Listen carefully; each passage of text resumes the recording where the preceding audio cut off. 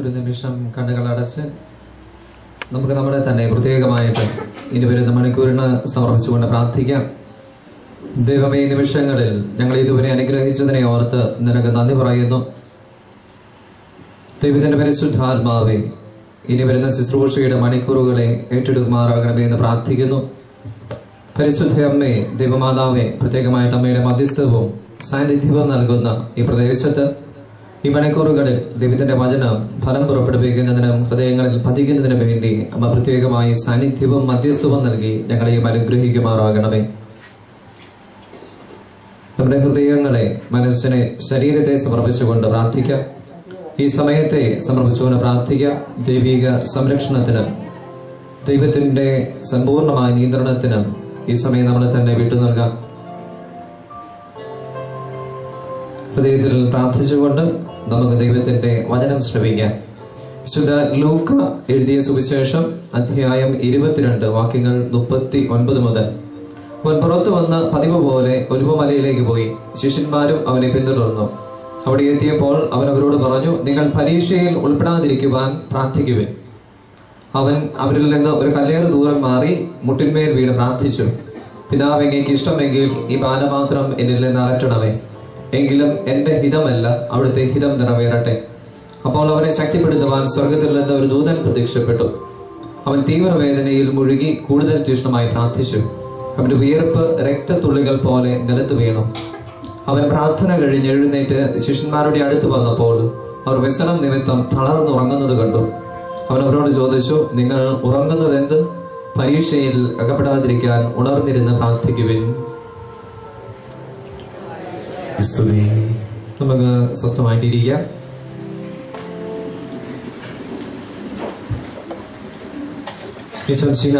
ഏറ്റവും സ്നേഹം നിറഞ്ഞവരെ, നമ്മൾ പ്രാർത്ഥിക്കുന്നതിനെ കുറിച്ചൊക്കെ ചിന്തിക്കുന്നവരാണ്, പ്രാർത്ഥിക്കാൻ ആഗ്രഹിക്കുന്നവരാണ്. അതുകൊണ്ടാണ് ഇവിടെ സമ്മേളിക്കുക. കഴിഞ്ഞ ദിവസത്തിൽ അധികം ആളുകൾ ഇവിടെ വരുന്നതും അതുപോലെ തന്നെ ഇവിടെ ആയിരിക്കാൻ ആഗ്രഹിക്കുന്നതും പ്രാർത്ഥിക്കുന്നതും പ്രാർത്ഥനയോടൊരു ആഭിമുഖ്യമുള്ളത് കൊണ്ടും പ്രാർത്ഥനയുടെ ശക്തി അറിയാവുന്നത് കൊണ്ടുമാണ്. അല്ലെങ്കിൽ ഇത്രയും ആളുകൾ ഇവിടെ സമ്മേളിക്കില്ല എന്ന് മാത്രമല്ല, നമ്മളെല്ലാവരും കുടുംബത്തിലും പ്രാർത്ഥിക്കുന്ന ആളുകളാണ്. വീടുകളിൽ വൈകുന്നേരങ്ങളിൽ കുടുംബാംഗങ്ങൾ എല്ലാവരും ഒന്ന് ചേർന്ന് പ്രാർത്ഥിക്കുന്ന രീതി പാരമ്പര്യമായിട്ട് നമുക്കുള്ളതാണ്. നമ്മളെല്ലാവരും അങ്ങനെ പ്രാർത്ഥിക്കുന്നതുമാണ്. അപ്പൊ അതിന് മുൻപായിട്ട് ഈ പ്രാർത്ഥനയുടെ രീതി നമ്മളെ കാണിച്ചു തന്നതും പഠിപ്പിച്ചതും പുതിയ നിയമത്തിലേക്ക് നോക്കുമ്പോൾ ആരാണ്? ഈശോ തന്നെ കാണിച്ചു തന്ന ഒരു മാതൃകയാണ് നമ്മൾ ഇപ്രകാരം പ്രാർത്ഥിക്കണമെന്നുള്ളത്. അതുപോലെ തന്നെ നമ്മൾ രാത്രിയിലും പ്രാർത്ഥിക്കണമെന്നുള്ളത്. അങ്ങനെ ഈ രീതിയിൽ പ്രാർത്ഥനയുടെ ഒരു വലിയ മാതൃക നമുക്ക് പ്രചോദനമായിട്ട്, മാതൃകയായിട്ട് നമുക്ക് തന്നിരിക്കുന്നത് കർത്താവ് തന്നെയാണ്. അപ്പൊ അതിന്റെ കാരണങ്ങളാണ് നമ്മൾ പ്രത്യേകമായിട്ട് ലൂക്കായുടെ സുവിശേഷം 22-ാം അധ്യായത്തിന്റെ 39 മുതലുള്ള വചനങ്ങളിൽ വായിച്ചു കേട്ടത്. നമ്മൾ ശ്രദ്ധിക്കുമ്പോൾ നമുക്ക് മനസ്സിലാകും, രാത്രിയിൽ പ്രാർത്ഥിക്കുന്ന കർത്താവ് എന്ന് പറഞ്ഞാൽ ഈ സമയം നമ്മൾ നമ്മുടെ കുടുംബങ്ങളിൽ രാത്രിയിൽ പ്രാർത്ഥിക്കാറുണ്ട്. അപ്പൊ രാത്രിയുടെ യാമങ്ങളിൽ ഉണർന്നിരുന്ന് പ്രത്യേകമായിട്ട് പ്രാർത്ഥിച്ച് ശക്തി ആർജിക്കുന്ന കർത്താവിനെ കാണാം. അപ്പോൾ രാത്രിയിലൊക്കെ നമ്മൾ പ്രാർത്ഥിക്കുന്നത് എന്തിനാണെന്ന് ചോദിച്ചാൽ വളരെ വ്യക്തതയോടെ കർത്താവ് പല കാര്യങ്ങളും പറഞ്ഞു തരുന്നുണ്ട്. എല്ലാ കാര്യങ്ങളും ചിന്തിക്കാൻ നമുക്ക് സമയമില്ലാത്തത് കൊണ്ട് ഏതാനും ചില കാര്യങ്ങൾ ഇന്ന് പ്രത്യേകമായിട്ട് നമുക്ക് ശ്രദ്ധിക്കാം. ഒരു പ്രത്യേകമായിട്ടുള്ള പ്രതികൂല സാഹചര്യത്തെ നേരിടാൻ പോകുന്ന കർത്താവ് അതിൽ തളർന്നു പോകാതെ പ്രാർത്ഥിക്കുന്നതായിട്ടാണ് ഇന്നത്തെ വചനം പറഞ്ഞു തരിക. കർത്താവ് എന്താ ചെയ്തത്? പ്രതികൂലങ്ങൾ ജീവിതത്തിലേക്ക് കടന്നു വന്നപ്പോൾ ആ പ്രശ്നങ്ങളിലേക്ക് നോക്കി അവിടെ സ്തബ്ധനായി നിൽക്കാതെ, പ്രശ്നങ്ങൾക്ക് കാരണമായവരെ കുറ്റപ്പെടുത്താതെ, അഥവാ അതിൽ മനസ്സ് തളർന്ന് ആത്മഹത്യക്ക് പോകാതെ കർത്താവ് ചെയ്ത കാര്യമാണ് ഇന്നത്തെ സുവിശേഷത്തിൽ ഈ വചനങ്ങളിലൂടെ പറഞ്ഞു തരിക. അവിടെ ചെയ്തത്, അവൻ അവരിൽ നിന്ന് ഒരു കല്ലേറ് ദൂരം മാറി 22:41 ലൂക്കായുടെ സുവിശേഷം പറഞ്ഞു തരികയാണ്. മാറി മുട്ടിന്മേൽ വീണ് പ്രാർത്ഥിച്ചു. പ്രാർത്ഥനയുടെ രീതി മാറുവാണ്.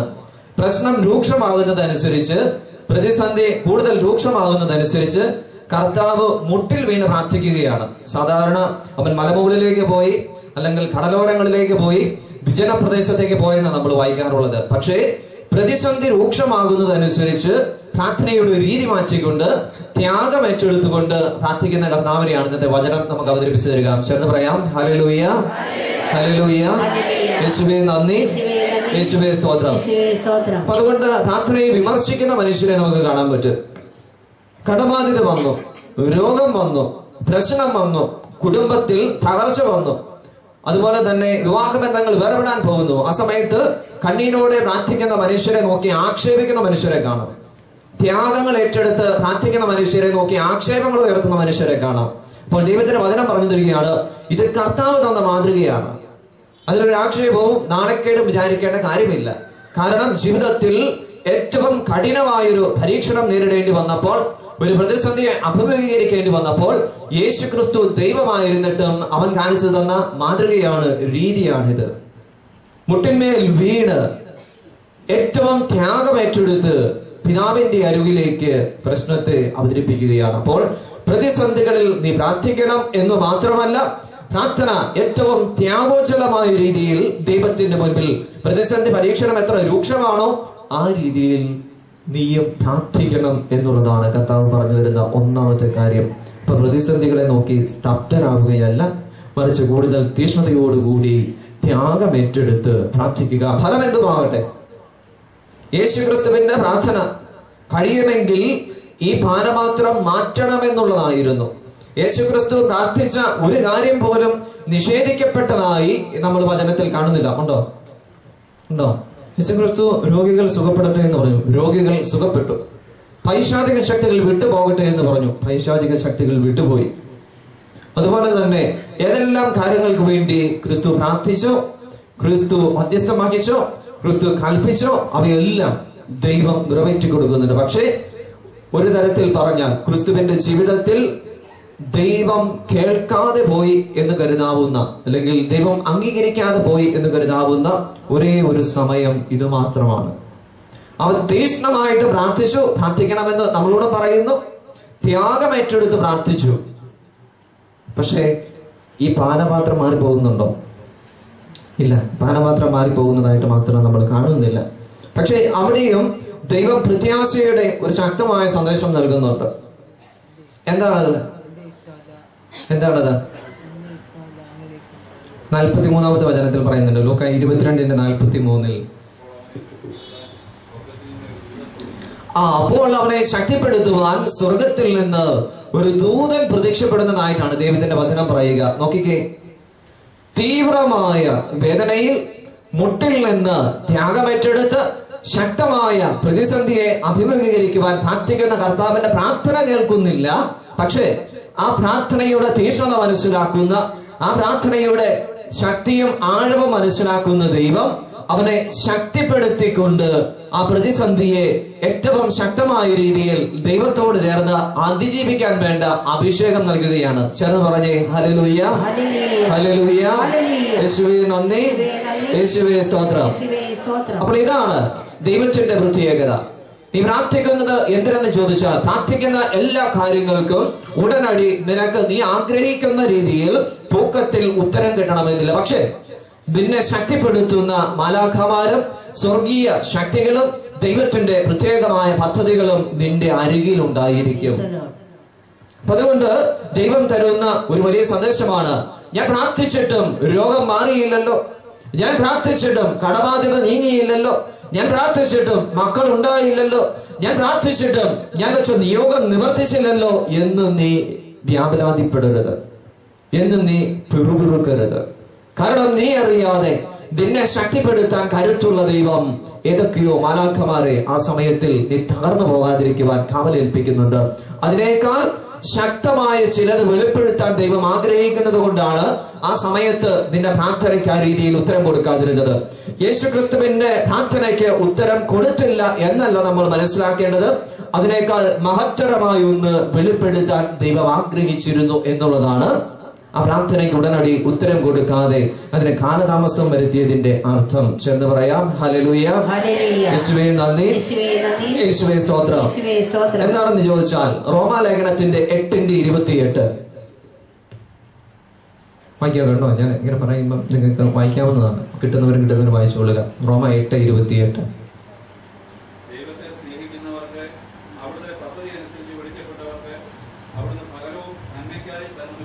ദൈവത്തെ സ്നേഹിക്കുന്നവർക്കും അവിടുത്തെ പദ്ധതി അനുസരിച്ച് വിളിക്കപ്പെട്ടവർക്കും ദൈവം എല്ലാം നന്മയ്ക്കായിട്ട് പരിണമിപ്പിക്കും എന്ന് ദൈവത്തിന്റെ വചനം പറഞ്ഞു തരുക. അപ്പോൾ യേശു ക്രിസ്തു ദൈവത്തെ സ്നേഹിച്ചിരുന്ന വ്യക്തിയാണ്, ദൈവത്തോട് ചേർന്ന് നിന്ന വ്യക്തിയാണ്. അതുകൊണ്ട് ദൈവം എല്ലാം ക്രിസ്തുവിന്റെ ജീവിതത്തിൽ നന്മയ്ക്കായിട്ട് പരിണമിപ്പിക്കുകയാണ്. അപ്പോൾ ഈ പ്രാർത്ഥന കേട്ടില്ല എന്ന് നമ്മൾ കരുതുന്നുവെങ്കിൽ അത് മണ്ടത്തരമാണ്. പ്രാർത്ഥനയ്ക്കും അപ്പുറത്തേക്ക് അത്യുന്നതമായ മരണത്തെ ജയിക്കുന്ന ഉത്ഥാനമാണ് ക്രിസ്തുവിന് വേണ്ടി കരുതി വെച്ചത്. ദൈവത്തെ സ്നേഹിച്ച, ദൈവത്തിന് വേണ്ടി ജീവിച്ച, ദൈവത്തോട് ചേർന്ന് നിന്ന ക്രിസ്തുവിന് അവന്റെ പ്രാർത്ഥനയുടെ ഉത്തരമായി കർത്താവ് ആ ഹിതമനുസരിച്ച് ആ പാനപാത്രം മാറ്റിയിരുന്നുവെങ്കിൽ ഇത്രമേൽ ദൈവമഹത്വം ക്രിസ്തുവിന്റെ ജീവിതത്തിൽ ഉണ്ടാകുമായിരുന്നില്ല. അപ്പോൾ അതുകൊണ്ട് നമ്മൾ പ്രാർത്ഥിക്കുമ്പോൾ ഉടനടി ജീവിതത്തിലേക്ക് ഉത്തരം കിട്ടിയില്ല, ഉത്തരം കണ്ടില്ലെങ്കിൽ നീ തിരിച്ചറിയുക, നിന്നെ ആ സമയം ശക്തിപ്പെടുത്തുവാൻ ദൈവം ചിലതൊക്കെ ചെയ്യുന്നുണ്ടെന്ന് മാത്രമല്ല, വരും കാലങ്ങളിൽ നിന്നിലൂടെ ശക്തമായി ദൈവത്തിന്റെ മഹത്വം വെളിപ്പെടുത്തുകയും ചെയ്യും. ചേർന്ന് പറയാം, ഹല്ലേലൂയ, ഹല്ലേലൂയ, യേശുവേ നന്ദി, യേശുവേ സ്തോത്രം, ഹല്ലേലൂയ. ഒരു നിമിഷം നമുക്ക് കണ്ണുകൾ അടയ്ക്കാം. നമ്മുടെ ജീവിതത്തിലെ പ്രാർത്ഥനകളെ മുഴുവൻ ക്രിസ്തുവിനെ സമർപ്പിക്കാം. ജീവിതത്തിന്റെ പ്രാർത്ഥനകളെ ക്രിസ്തുവിനെ സമർപ്പിച്ചുകൊണ്ട് ഇന്നുവരെയും ഏതെങ്കിലും ഒക്കെ വിധത്തിൽ ഞാൻ പ്രാർത്ഥിച്ചപ്പോൾ ആ പ്രാർത്ഥനയ്ക്ക് ഉത്തരം കിട്ടാതിരുന്നപ്പോൾ ഞാൻ വേവലാതിപ്പെട്ടിട്ടുണ്ടെങ്കിൽ, ദൈവത്തെ ചോദ്യം ചെയ്തിട്ടുണ്ടെങ്കിൽ, പിറുപിറുത്തിട്ടുണ്ടെങ്കിൽ തിരിച്ചറിഞ്ഞുകൊള്ളുക. ദൈവത്തോട് പറയുക, ദൈവമേ നീ എന്നെ ശക്തിപ്പെടുത്തിയിരുന്നല്ലോ. തകർച്ചയിൽ എത്രയോ ആളുകൾ ആത്മഹത്യ ചെയ്തു. നീ ആത്മഹത്യ ചെയ്യാതിരുന്നത് ദൈവത്തിന്റെ പരിശുദ്ധാത്മാവിന്റെ പ്രേരണകളും സംരക്ഷണവും നിനക്കുണ്ടായിരുന്നതുകൊണ്ട്, ക്രിസ്തുവിനെ ശക്തിപ്പെടുത്തിയതുപോലെ മാലാഖമാരെ അയച്ച് നിന്നെ ശക്തിപ്പെടുത്തിയതുകൊണ്ട്, അതിനും അപ്പുറത്തേക്ക് വലിയൊരു മഹത്വം ദൈവം നിന്നിലൂടെ വെളിപ്പെടുത്താൻ ആഗ്രഹിക്കുന്നത് കൊണ്ട്, അതുകൊണ്ട് ദൈവ പദ്ധതിക്ക് വിരുദ്ധമായി പ്രാർത്ഥനയ്ക്ക് ഉത്തരം കിട്ടാതിരുന്നപ്പോൾ നീ വിളിവിളിച്ചിട്ടുണ്ടെങ്കിൽ ദൈവത്തിന്റെ മുൻപിൽ ഇന്നേ ദിവസം പ്രത്യേകമായിട്ട് മാപ്പ് ചോദിക്കുക.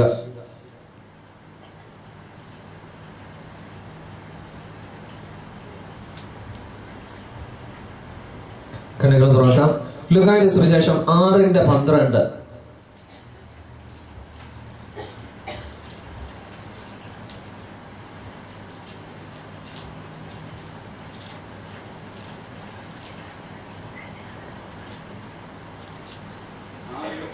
അവൻ പ്രാർത്ഥിക്കാനായി ഒരു മലയിലേക്ക് പോയി. അവിടെ ദൈവത്തോട് പ്രാർത്ഥിച്ചുകൊണ്ട് രാത്രി മുഴുവൻ ചെലവഴിച്ചു. ആ ദിവസങ്ങളിൽ പ്രാർത്ഥിക്കാനായി അവനൊരു മലയിലേക്ക് പോയി. അവിടെ ദൈവത്തോട് പ്രാർത്ഥിച്ചുകൊണ്ട് രാത്രി മുഴുവൻ ചിലവഴിച്ചു. എന്താണ് അത് കഴിഞ്ഞ് സംഭവിക്കുക? പ്രഭാതമായപ്പോൾ അവൻ ശിഷ്യന്മാരെ അടുത്തു വിളിച്ച് അവനിൽ നിന്ന് 12 പേരെ തെരഞ്ഞെടുത്ത് അവർക്ക് അപ്പോസ്തലന്മാർ എന്ന് പേര് നൽകി. നോക്കണം, യേശു ക്രിസ്തു അപ്പോസ്തലന്മാരെ തിരഞ്ഞെടുക്കുന്നതിന് മുൻപ് മലയിലേക്ക് കയറി രാത്രി മുഴുവൻ പ്രാർത്ഥിച്ചിരിക്കുന്നതായിട്ടാണ് നമ്മൾ കാണുക. ജീവിതത്തിൽ അതിനിർണായകമായ കാര്യങ്ങൾ സംഭവിക്കുമ്പോൾ പ്രാർത്ഥനയിൽ മുഴുകുന്ന ക്രിസ്തുവിനെയാണ് നമ്മൾ കണ്ടെത്തുക. നോക്കിക്കേ, ഒരു പ്രതിസന്ധി വന്ന സമയത്തും കർത്താവ് പ്രാർത്ഥനയിൽ മുഴുകി. ജീവിതത്തിൽ നിർണായകമായ ഒരു കാര്യം, ഒരു വലിയ തിരഞ്ഞെടുപ്പ് നടത്തും മുമ്പ് കർത്താവ് പ്രാർത്ഥനയിൽ മുഴുകി. എന്നിട്ടാണ് കർത്താവ് തിരഞ്ഞെടുപ്പ് നടത്തുക. ആ തിരഞ്ഞെടുപ്പ് ഒരു വലിയ പരാജയമായിരുന്നുവെന്ന് മനുഷ്യദൃഷ്ടിയിൽ പെട്ടെന്നുള്ള നോട്ടത്തിൽ നമുക്ക് തോന്നിപ്പോയേക്കാം. കാരണം അപ്പോസ്തലന്മാർ തിരഞ്ഞെടുത്ത അതിൽ ഒരാള് ഒറ്റ കൊടുക്കുന്നു, വേറൊരാൾ ക്രിസ്തുവിനെ നിഷേധിക്കുന്നു, കുറേയധികം പേര് പലായനം ചെയ്യുന്നു. പ്രാർത്ഥനയിൽ മുഴുകിയിട്ടും ക്രിസ്തു നടത്തിയ തിരഞ്ഞെടുപ്പ് ഒരു പരാജയമായിരുന്നു എന്ന് ആ കാലഘട്ടത്തിൽ അതിനെ നോക്കിക്കണ്ട മനുഷ്യർക്ക് തോന്നിയേക്കാം, ഒരു അട്ടർ ഫെയിലിയർ ആയിരുന്നു എന്ന്. പക്ഷെ അങ്ങനെയല്ല. കർത്താവ് പ്രാർത്ഥിച്ചതിനു ശേഷം നടത്തിയ തിരഞ്ഞെടുപ്പായതിനാൽ അതൊരു പരാജയമായിരുന്നില്ല, അത് മഹത്തായ ഒരു വിജയത്തിലേക്കുള്ള കുതിപ്പും തുടക്കവുമായിരുന്നുവെന്ന് ചരിത്രം നമ്മെ പഠിപ്പിക്കും. ഈ അപ്പോസ്തലന്മാരാണ് ലോകം മുഴുവൻ നടന്ന് സഭയെ പണിതുയർത്തിയതും സ്ഥാപിച്ചതും അതിന് പിന്നീട് കോടാനുകോടി അനുയായികളെ ക്രിസ്തുവിന് വേണ്ടി നേടിയെടുത്തതും. ചേർന്ന് പറയാം, ഹല്ലേലൂയ, യേശുവേ നന്ദി, യേശുവേ സ്തോത്രം, ഹല്ലേലൂയ. അപ്പോൾ ക്രിസ്തു കാണിച്ചു തരുന്ന മറ്റൊരു മാതൃകയാണ് പ്രാർത്ഥനയെ കുറിച്ച്. നീ ജീവിതത്തിൽ നിർണായകമായ കാര്യങ്ങൾക്ക് ഇറങ്ങി പുറപ്പെടുമ്പോൾ ഭൗതികമായ ഒരുക്കങ്ങളല്ല നിന്റെ ജീവിതത്തിൽ പ്രധാനപ്പെട്ടത്. നീ ചെയ്യേണ്ടത് പ്രാർത്ഥിച്ച് പ്രാർത്ഥിച്ച് പ്രാർത്ഥിച്ചൊരുങ്ങി തലേന്ന് രാത്രിയിൽ പോലും തീക്ഷ്ണമായി പ്രാർത്ഥിച്ചിട്ട് വേണം നിന്റെ ജീവിതത്തിൽ തിരഞ്ഞെടുപ്പുകൾക്ക് വേണ്ടി നീ ഇറങ്ങി പുറപ്പെടാൻ. അങ്ങനെയെങ്കിൽ നീ നടത്തുന്ന തിരഞ്ഞെടുപ്പുകളിൽ പരിശുദ്ധാത്മാവിന്റെ നിയന്ത്രണം ഉണ്ടാകും. പരിശുദ്ധാത്മാവിന്റെ നിയന്ത്രണമുണ്ടെങ്കിൽ നീ നടത്തിയ തിരഞ്ഞെടുപ്പ് പിൽക്കാലങ്ങളിൽ വലിയ ദൈവിക മഹത്വത്തിന്റെ കാരണങ്ങളായി തീരും. നമ്മളൊന്ന് ശ്രദ്ധിച്ചാൽ നമുക്കറിയാം, കല്യാണമൊക്കെ നടക്കുന്ന അവസരങ്ങളിൽ തലേന്ന് എത്ര കുടുംബങ്ങളിൽ കുത്തിയിരുന്ന് പ്രാർത്ഥിക്കാറുണ്ട്. നമ്മുടെ കുടുംബത്തിൽ ഒരു പ്രധാനപ്പെട്ട തിരഞ്ഞെടുപ്പ് നടത്തുമ്പോൾ, ജീവിതത്തിൽ ഒരു പ്രധാനപ്പെട്ട കാര്യം സംഭവിക്കാൻ പോകുമ്പോൾ നമ്മൾ സാധാരണ ചെയ്യുന്നത് ഏത് രീതിയിലാണ്? നമ്മൾ ഓരോരുത്തരുടെയും കുടുംബങ്ങളെ കുറിച്ച് ചിന്തിച്ചു നോക്കിയാൽ മതി. ഒരു പരീക്ഷ വരുന്നു കുഞ്ഞുങ്ങൾക്ക്, ഒരു ഇന്റർവ്യൂ വരുന്നു കുഞ്ഞുങ്ങൾക്ക്, ഒരു ജോലിക്ക് പോകുന്നു മക്കൾ ഒരു വിവാഹത്തിന് ഒരുങ്ങുന്നു, കുടുംബത്തിൽ ഒരു പ്രധാനപ്പെട്ട കാര്യം നടക്കുന്നു. ആ സമയത്ത് നമ്മൾ ഏത് രീതിയിലാണ് അതിനെ സമീപിക്കാൻ ഒരുങ്ങുക? നമ്മുടെ കത്തോലിക്ക അല്ലെങ്കിൽ ക്രിസ്തീയ കുടുംബങ്ങൾ ഏത് രീതിയിലാണ് അതിനെ സമീപിക്കുക? ബഹുഭൂരിപക്ഷം മാതാപിതാക്കന്മാരും പറഞ്ഞു കൊടുക്കുന്ന ഒരു കാര്യമുണ്ട്. എല്ലാവരും അങ്ങനെയാണെന്ന് പറയില്ല, എന്നിരുന്നാലും എല്ലാവരും പറഞ്ഞു കൊടുക്കുന്ന ഒരു കാര്യമാണ്, ഏറിയ പങ്കും പോയി കിടന്ന് നേരത്തെ ഉറങ്ങിക്കും. രാവിലെ യാത്ര ചെയ്യാനുള്ളത്, പരീക്ഷയുള്ളത്, കല്യാണത്തിന് ഒത്തിരി സമയം നിൽക്കേണ്ടത്, ചടങ്ങുകൾ ഒത്തിരി ഉള്ളതാണ്. അപ്പൊ അതുകൊണ്ട് പോയി കിടന്ന് ഉറങ്ങിക്കോളാൻ പറഞ്ഞു കൊടുക്കും. സ്നേഹം കൊണ്ടാണ് ഉറങ്ങാനായിട്ട് മക്കളെ പറഞ്ഞു വിടുക. നേരത്തെ ഭക്ഷണമൊക്കെ കൊടുത്ത് അവരെ തയ്യാറാക്കി കിടത്തി ഉറക്കാനായിട്ട് പരിശ്രമിച്ചുകൊണ്ടിരിക്കും. ഇവർ ഉറങ്ങിക്കഴിയുമ്പോഴാണ് പുറത്ത് കുപ്പി പൊട്ടിക്കുന്നു, പിന്നെ ഗ്ലാസ് പൊട്ടിക്കുന്നു. അപ്പൊ അങ്ങനെ ഓരോരോ രീതിയിലേക്ക് കാര്യങ്ങൾ സാവധാനത്തിൽ പോകും. പക്ഷേ കർത്താവ് പറഞ്ഞു തരുന്ന കാര്യം ഇതാണ്: ശാശ്വതമായ രീതിയിൽ നീ നടത്തുന്ന തിരഞ്ഞെടുപ്പും നീ പ്രധാനപ്പെട്ട ഉദ്യമങ്ങൾക്ക് പുറപ്പെടുകയും ചെയ്യുമ്പോൾ അതൊരു വിജയമായിട്ട് ഭാവിയിൽ പരിണമിക്കണമെന്ന് നീ ആഗ്രഹിക്കുന്നുവെങ്കിൽ നീ ചെയ്യേണ്ടത് ആ രാത്രി പ്രത്യേകമായിട്ട് പ്രാർത്ഥിക്കുക എന്നുള്ളതാണ്. നീ പ്രാർത്ഥിച്ചിട്ട് വിവാഹത്തിന് പുറപ്പെട്ടു നോക്ക്. തലേ രാത്രികളും രാത്രിയുടെ യാമങ്ങളും നീ പ്രാർത്ഥിച്ചിട്ടാണ് പുറപ്പെടുന്നതെങ്കിൽ എത്രമേൽ രൂക്ഷമായ പ്രതിസന്ധികൾ വിവാഹത്തിലാണെങ്കിലും ജോലിയിലാണെങ്കിലും പഠനത്തിലാണെങ്കിലും മറുനാട്ടിലാണെങ്കിലും നിന്റെ ജീവിതത്തിലെ നിർണായകമായ കാര്യങ്ങൾക്ക് മുൻപ് തലേന്നു രാത്രിയും അതിനു മുമ്പും തീഷ്ണമായിട്ട് ഒരുങ്ങി നീ പുറപ്പെട്ടാൽ അത് മഹത്തരമായ വിജയങ്ങളായിട്ട് ദൈവം പരിണമിപ്പിക്കും. ചേർന്ന് പറയാം, ഹല്ലേലൂയ, യേശുവേ നന്ദി, ഹല്ലേലൂയ, യേശുവേ നന്ദി. ലൂക്ക 21:37 എടുത്ത് നോക്കാം.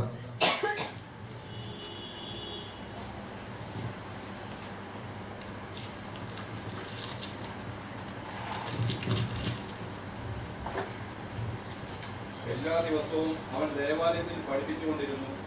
രാത്രിയിൽ അവൻ പട്ടണത്തിന് പുറത്തുപോയി ഒലിവുമലയിൽ വിശ്രമിച്ചു. 38 കൂടെ വായിക്കാം. അവന്റെ വാക്ക് കേൾക്കാൻ വേണ്ടി ജനം മുഴുവൻ അതിരാവിലെ ദേവാലയത്തിൽ അവന്റെ അടുത്ത് വന്നിരുന്നു. നോക്കിക്കേ, നമ്മളെ കേൾക്കാനായിട്ട് എത്ര പേര് വരും? ചിലരെങ്കിലും ആ വിളിക്കുമ്പോൾ അവിടെ ഉള്ളവരും കൂടെ ഓടിപ്പോകും, അല്ലേ?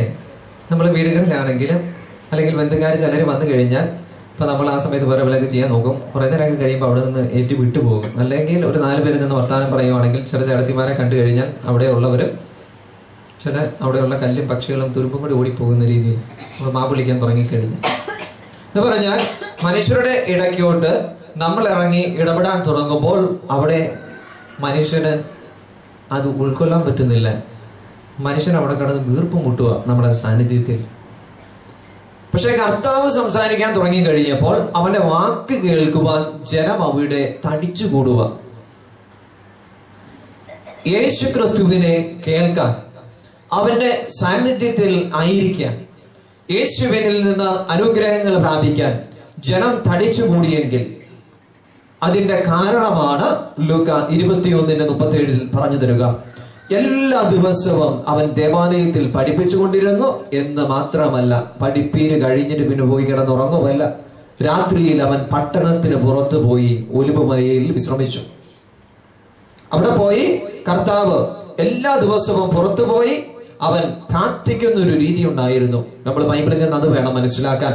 കർത്താവ് വിജനപ്രദേശങ്ങളിലേക്ക് ഒറ്റയ്ക്ക് പുറപ്പെട്ടു എന്ന് പറഞ്ഞാൽ, മലകളിലേക്ക് അവൻ പുറപ്പെട്ടു എന്ന് പറഞ്ഞാൽ ദൈവത്തിന്റെ സാന്നിധ്യം അന്വേഷിച്ചിരുന്നു എന്നുള്ളതാണ്.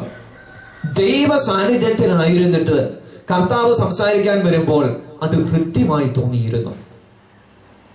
നമ്മൾ സംസാരിക്കുമ്പോൾ നമ്മുടെ സംസാരവും നമ്മുടെ സാന്നിധ്യവും അരോചകമായി തീരുന്നുവെങ്കിൽ അതിന്റെ പിന്നിലെ കാരണം ദൈവത്തിൽ നിന്ന് നമ്മൾ ഒത്തിരി അകലെയാന്നുള്ളതാണ്. കുടുംബത്തിലേക്ക് തിരിച്ചു വരാം. ഭർത്താവ് പറയുന്നത് ഭാര്യയ്ക്ക് രസിക്കുന്നില്ല, ഭാര്യയുടെ ഇടപെടൽ ഭർത്താവിന് ദഹിക്കുന്നില്ല. മക്കളുടെ സാന്നിധ്യം അപ്പനമ്മമാർക്ക് അലർജിയായി തുടങ്ങി. അപ്പനമ്മമാരുടെ സാന്നിധ്യം പിള്ളേർക്ക് ദേഷ്യമാണ്. ചിന്തിച്ചു നോക്കുക, പ്രാർത്ഥനയിൽ നിങ്ങളുടെ കുടുംബമായിരിക്കുന്ന സമയം എത്രമാത്രമാണ്. നേരെ തിരിച്ചു ചിന്തിച്ചു, കുടുംബം ഒന്നു ചേർന്ന് പ്രാർത്ഥിക്കുന്ന കുടുംബങ്ങളിൽ, അപ്പനും അമ്മയും മക്കളും തോളോട് തോൾ ചേർന്നിരുന്ന് പ്രാർത്ഥിക്കുന്ന കുടുംബങ്ങളിൽ അവസ്ഥ മറ്റൊന്നായിരിക്കും. അപ്പന്റെ സാന്നിധ്യം, അമ്മയുടെ സാന്നിധ്യം കാത്തിരിക്കുന്ന മക്കൾ, മക്കളുടെ സാന്നിധ്യം പ്രതീക്ഷിച്ചിരിക്കുന്ന മാതാപിതാക്കന്മാര്, ഭാര്യയെ കാണാൻ ഭർത്താവിനെ കാത്തിരിക്കുന്ന ഭാര്യയെ കാണാൻ ഭർത്താവും, ഭർത്താവിനെ കാത്തിരിക്കുന്ന ഭാര്യയും. ഈ രീതിയിലേക്ക് കാര്യങ്ങൾ മാറും.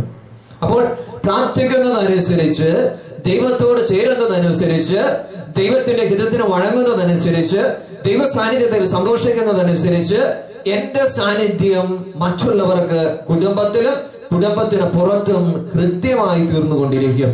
അല്ലെങ്കിൽ അത് അലോരസപ്പെടുത്തിക്കൊണ്ടിരിക്കും മനുഷ്യരെ അത് വീർപ്പ് മുട്ടിച്ചുകൊണ്ടിരിക്കുമെന്ന് ദൈവത്തിന്റെ വചനം പറഞ്ഞു തരുക. നമ്മള് കുടുംബം ഒന്നു ചേർന്ന് പ്രാർത്ഥിക്കുന്നതിൽ വിമുഖത കാട്ടരുത്. കുടുംബത്തിൽ സ്നേഹം വർദ്ധിക്കണമെങ്കിൽ, കുടുംബത്തിൽ കൂടുതൽ ഊഷ്മളത ഉണ്ടാകണമെങ്കിൽ രാത്രിയുടെ യാമങ്ങൾ, പ്രാർത്ഥിക്കുന്ന സമയം വർദ്ധിപ്പിക്കണമെന്ന് കൂടെ വചനം നമുക്ക് പറഞ്ഞു തരുക. പ്രാർത്ഥനയോട് ബന്ധിപ്പിച്ച് ഇത്ര കാര്യങ്ങളോട് നമ്മുടെ കുടുംബ പ്രാർത്ഥനയിലേക്ക് നമ്മൾ വരികയാണ്. അപ്പോൾ നമ്മൾ പ്രാർത്ഥിക്കുന്നത് എന്തിനാണെന്ന് ചോദിച്ചാൽ, ഇത്രയും സമയം കേട്ട വചനത്തിന്റെ അടിസ്ഥാനത്തിൽ പ്രാർത്ഥിക്കുന്ന ഓരോ നിമിഷവും തീഷ്ണമായി പ്രാർത്ഥിക്കുമ്പോൾ ശക്തമായ പ്രതിസന്ധികളെ അതിജീവിക്കാൻ ദൈവം ശക്തിപ്പെടുത്തിക്കൊണ്ടിരിക്കും. കൂടുതലായിട്ട് നിനക്കതിനെ അതിജീവിക്കാനുള്ള കൃപ നൽകിക്കൊണ്ടിരിക്കും. നിർണായകമായ തിരഞ്ഞെടുപ്പുകളിൽ നിന്റെ തെരഞ്ഞെടുപ്പ് തെറ്റിപ്പോകാതിരിക്കാൻ വേണ്ട പരിശുദ്ധാത്മാവിന്റെ നിയന്ത്രണം ലഭിച്ചുകൊണ്ടിരിക്കും. നിന്റെ കുടുംബത്തിലും പുറത്തും നിന്റെ സാന്നിധ്യം മറ്റുള്ളവർക്ക് അനുഗ്രഹമായി തീരുന്നതായി നീ കണ്ടെത്തും. ഇനി കുടുംബം ഒന്നു ചേർന്ന് രാത്രിയുടെ യാമങ്ങളിൽ, സായാഹ്നങ്ങളിൽ പ്രാർത്ഥിക്കേണ്ടതിന്റെ ആവശ്യകത അത് നമ്മൾ തിരിച്ചറിഞ്ഞിരിക്കണം. നമുക്കറിയാം, നമ്മൾ സുവിശേഷങ്ങളിലേക്ക് നോക്കുമ്പോൾ ദൈവത്തിന്റെ ഇടപെടലുകൾ രാത്രിയിൽ സംഭവിക്കുന്നതായിട്ട് നമുക്ക് കാണാം.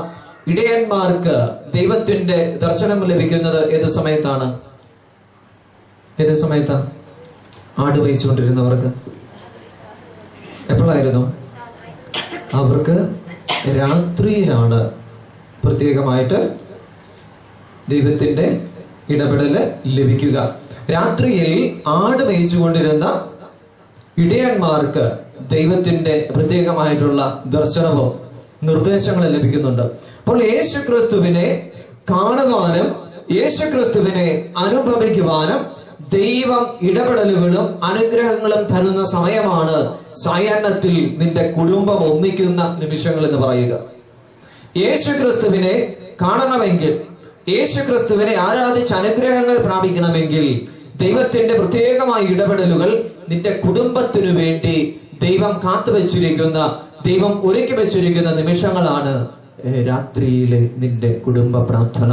ചേർന്ന് പറയാം, ഹല്ലേലൂയ, ഹല്ലേലൂയ, ഹല്ലേലൂയ.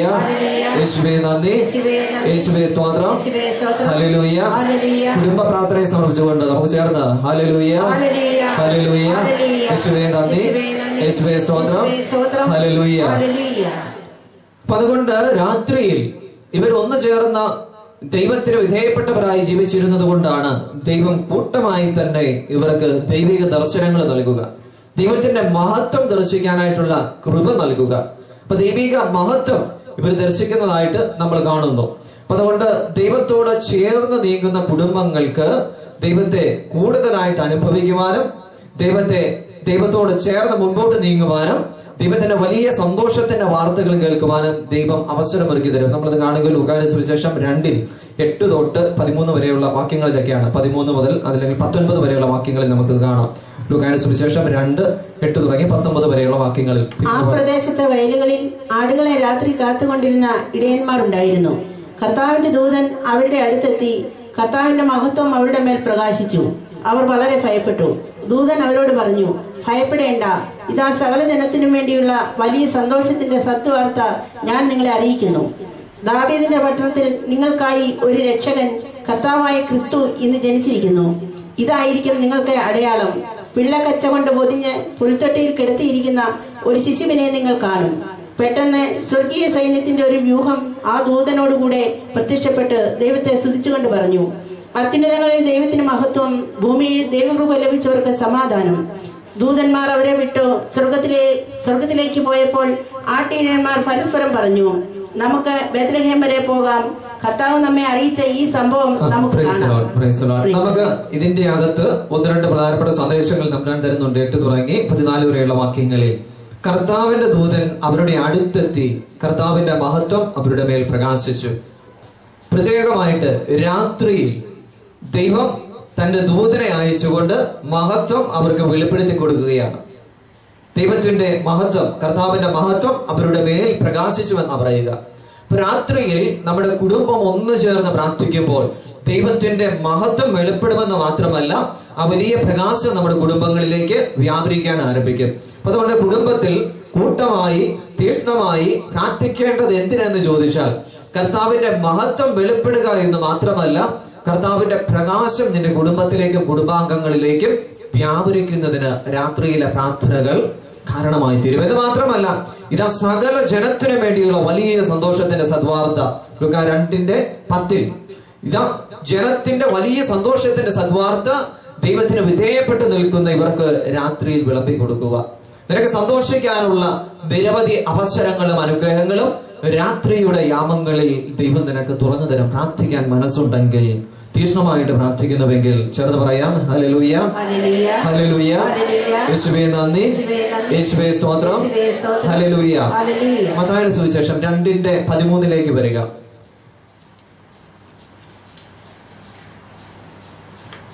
അവർ പോയി കഴിഞ്ഞപ്പോൾ കർത്താവിന്റെ ദൂതൻ സ്വപ്നത്തിൽ പ്രത്യക്ഷപ്പെട്ട് ജോസഫിനോട് പറഞ്ഞു, എഴുന്നേറ്റ് ശിശുവിനെയും അമ്മയെയും കൂട്ടി ഈജിപ്തിലേക്ക് പലായനം ചെയ്യുക. ഞാൻ പറയുന്നത് വരെ അവിടെ താമസിക്കുക. ഹെരോദാസ് ശിശുവിനെ വധിക്കാൻ വേണ്ടി ഉടനെ അന്വേഷണം തുടങ്ങും. 2:13 പറഞ്ഞു തരുന്ന കാര്യവും ഇതിനോട് സമാനമാണ്. രാത്രിയിൽ ദൈവത്തിന്റെ ദൂതൻ സ്വപ്നത്തിൽ പ്രത്യക്ഷപ്പെടുകയാണ്. ഇതാ ദൈവം ഒരു പ്രത്യേകമായ പ്രശ്നത്തിന് മാർഗനിർദ്ദേശവും അതിനു വേണ്ട പരിഹാരവും രാത്രിയിൽ നിർദ്ദേശിച്ചു നൽകുകയാണ്. ദൈവത്തിന്റെ ഇടപെടൽ ഉണ്ടായിരുന്ന മാത്രമല്ല, അവര് അഭിമുഖീകരിച്ചിരുന്ന ഫേസ് ചെയ്തിരുന്ന ശക്തമായ ഒരു പ്രശ്നത്തിനുള്ള പരിഹാരം ദൈവം തന്നെ രാത്രിയിൽ നിർദ്ദേശിച്ചു നൽകുകയാണ്. ചേർന്ന് പറഞ്ഞേ, ഹല്ലേലൂയ, ഹല്ലേലൂയ, യേശുവേ നന്ദി, യേശുവേ സ്തോത്രം. അപ്പോൾ രാത്രിയിൽ നീ പ്രാർത്ഥിക്കുന്ന അവസരങ്ങളിൽ നിന്റെ പ്രശ്നങ്ങൾക്ക് വേണ്ട നിർദ്ദേശങ്ങളും ആശയങ്ങളും ശക്തമായ പ്രചോദനങ്ങളും ചിന്തകളും ദൈവം നിനക്ക് വേണ്ടി നിർദ്ദേശിക്കും. പ്രാർത്ഥിക്കാൻ ഒരു മനസ്സുണ്ടാകണമെന്ന് മാത്രം. അതുപോലെ 2:19 മത്തായി 2:19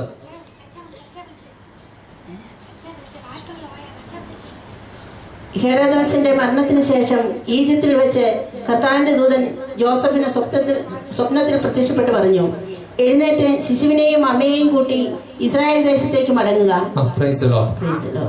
സാധാരണ സ്വപ്നം കാണുന്നത് എപ്പോഴാണ്? നമ്മളൊക്കെ പകലും കാണും. സാധാരണ മനുഷ്യർ സ്വപ്നം കാണുന്നത് എപ്പോഴാണ്? ഉറങ്ങുമ്പോഴാണ് സ്വപ്നം സംഭവിക്കുക. ഇവിടെ ചില സ്വപ്നങ്ങളൊക്കെ ഉണ്ടാകാൻ സാധ്യതയുണ്ട്. അപ്പൊ അതുകൊണ്ട് സ്വപ്നം സാധാരണ സംഭവിക്കുക ഉറങ്ങുന്ന സമയത്താണ്. അപ്പൊ യോസേഫിന് സ്വപ്നത്തിൽ ദൈവം നിർദ്ദേശം നൽകിയെന്ന് പറഞ്ഞാൽ അതിന്റെ അർത്ഥം എന്താ? ഏത് സമയത്താ? രാത്രിയാണ്. രാത്രിയുടെ യാമങ്ങളിൽ വീണ്ടും തിരിച്ചു നടക്കാൻ നോക്കിക്കേ.